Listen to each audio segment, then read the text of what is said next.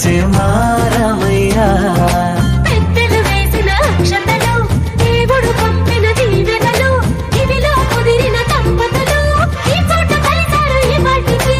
ఆటలు పాటలు వేడుకలు, మాటకు మాటలు అల్లరులు, తీయని గుట్టుల కానుకలు వెన్నంటి ఉంటాయి వెయ్యేళ్ళకి. రారండో వేడుక చూద్దాం, ఈ సీతమ్మని రామయ్యని ఒకటిగా చేసేద్దాం, ఆడేద్దాం.